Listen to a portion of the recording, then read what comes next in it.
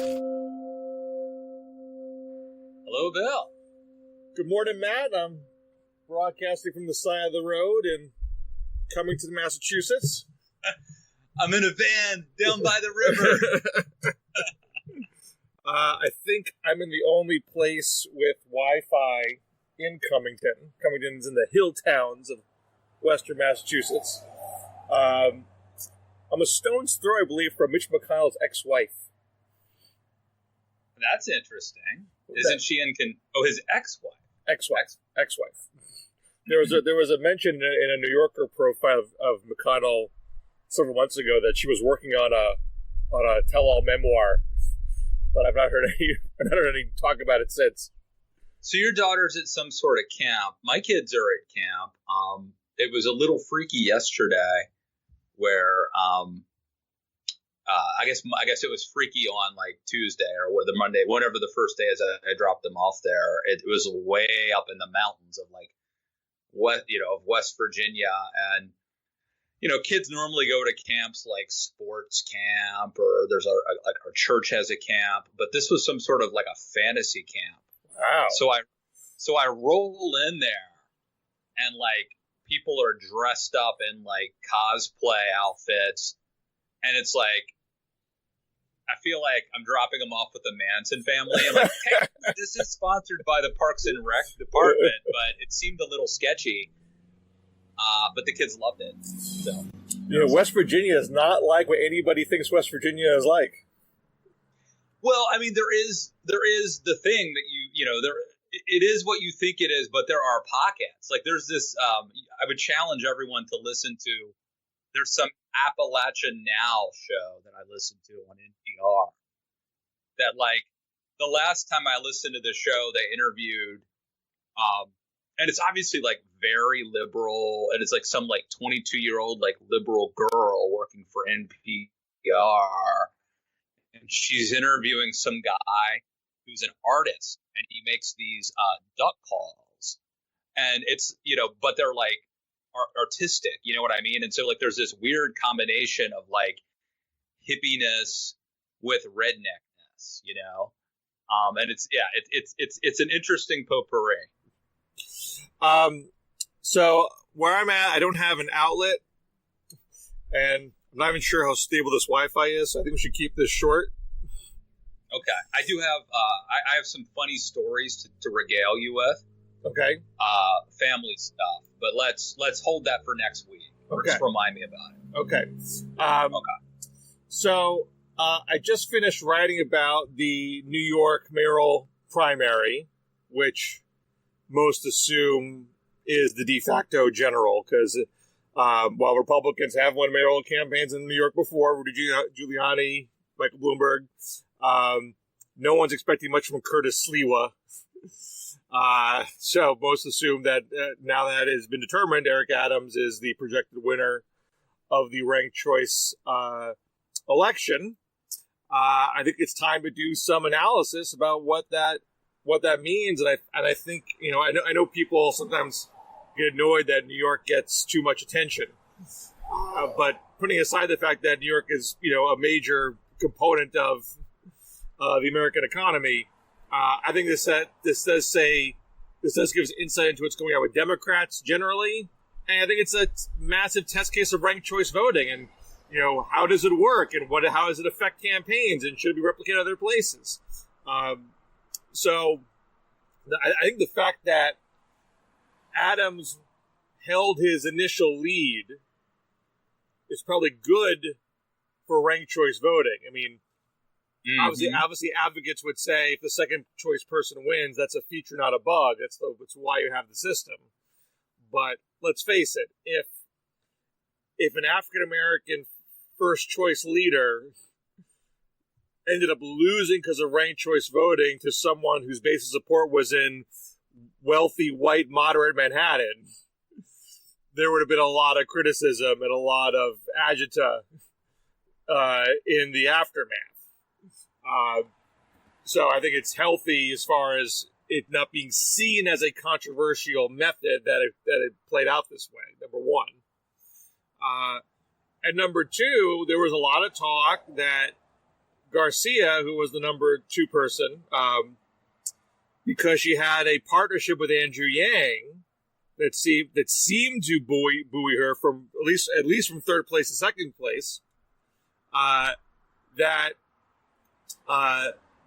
was evidence of how one can win in ranked choice voting contests. You have to be that clever. You have to make friends and alliances. And it is theoretically possible to win that way. In fact, Jean Quan won an Oakland mayoral race that way back in 2010. I think it's the data shows that 96% of the time, the first choice winner is the final round winner. First round winner is the final round winner.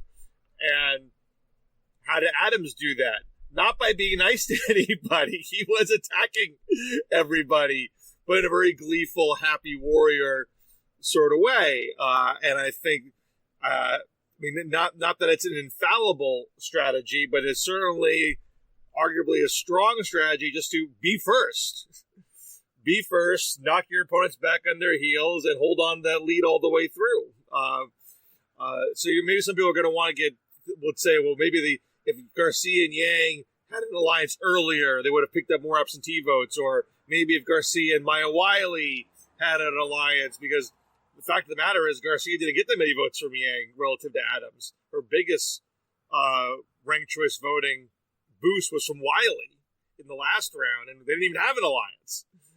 Maybe if they had an alliance, they would squeeze out a few more. I mean, it's all this theoretical scenarios you can come up with.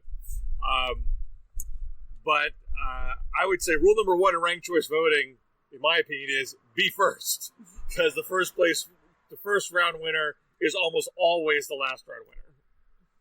You don't mean be early. You mean finish the first round in first place. Yes. Have the most first choice votes. I mean, you can still lose if you have a hard ceiling, but coming in first is a massive advantage in ranked choice voting. It's like winning. It's like better than losing. Well, the thing is, winning begets winning. If polls show you're the first round winner, most of the time you're seen as a credible choice, and you're probably going to be ranked somewhere on most people's ballots. And being ranked somewhere is a hell of a lot better than being ranked nowhere. A good chunk of Yang's vote didn't get counted at all in the final round because they didn't rank either Adams or Wiley or Garcia. So if you don't have anyone in that top tier, your vote gets quote unquote exhausted or deemed inactive. So if you are the biggest name in getting the most amount of media attention, chances are you'll get ranked. Maybe you'll rank 4th or 5th, but that vote might come into play at the end of the day. I'm watching the Mrs. America show right now. Yeah, about Phyllis Schlafly. Miss America. I think it's called Mrs. Oh, is it? Is it? I'm sorry. America. I'm sorry. I think so.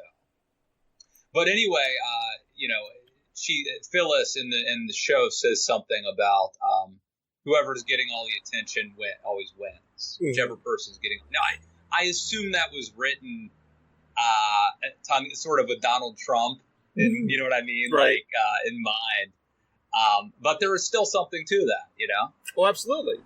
Now you wrote a piece recently about Democrats moving too far to the left, and that stoking culture where you were jumping off of a Kevin Drum blog post making a similar point, right? So I'm writing it. It's not published. I'm sorry, it's not published. I'm sorry if I. We can certainly talk about it because I think it's a fascinating idea, and I think my big problem with this piece is going to be editing it down because it opens up. So I'll just give you one example of I think Kevin Drum, who was with the Washington Monthly and Mother Jones, so he has a couple blog posts where he, I think, pretty effectively demonstrates, that in the last 20 years or so, progressives have actually moved farther to the left than conservatives have moved to the right. And that leads to, the possible conclusion that, maybe the rise of Trump was spurred partly by this. And I think there's some truth to it. Now, it leaves out, there's some criticism of it. You can always criticize polling. You can criticize, selection bias and margins of error and all sorts of things. But to me, the fact that he looks at just the last 20 years is one of the things. What if he had started in 1980? Then I think maybe the data would be a little different. But nevertheless, I think it's an interesting point in recent years because it feels like Republicans and conservatives have been the ones who have been provocative and who have been escalating things. But in fact, according to his data, it's the other way around. Now, I want to debate you about this more once your piece is published. But let me just bring this back to New York for the time being. Yes. Eric Adams was generally considered, relatively speaking, the most conservative of all the choices in the Democratic primary. He made crime front and center of his campaign, taking crime seriously, bringing back stop and frisk, bringing back plainclothes units that had been dismantled, saying he would do so free of racial profiling. I mean, he had a blended message saying, he's African American, I was a victim of police violence, I became a police officer, I tried to reform from the inside, but we have to have safety if we're going to have prosperity. And even, Garcia was not running to his left on that issue. She had a very similar message. I don't think she'd said the same thing about stop and frisk, but otherwise was saying, we need to reform the police, not defund the police. It was only Wiley in the top tier that said, I want to cut the NYPD by $1 billion and transform the police. Adams was able to say there's not a disconnect between, he said after the votes were initially counted, we want justice and safety and equality. So he's mixing the law and order message with the progressive message. And it worked. And it worked in a place that this is a racially diverse city. This is an economically diverse city. This is the home of AOC. This is the home of a lot of democratic socialists. But that's not the message that carried the day. So what does that tell you about where the Democratic Party in general is at? This is the message that worked in New York City of all places.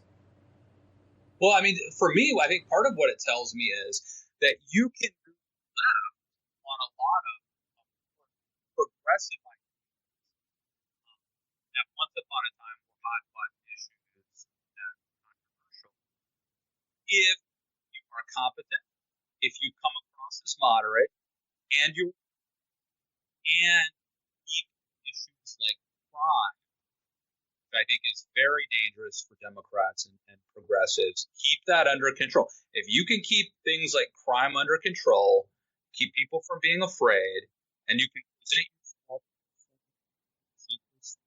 in a manner, you can move leftward ideologically, and I think that's part of the story of what has happened.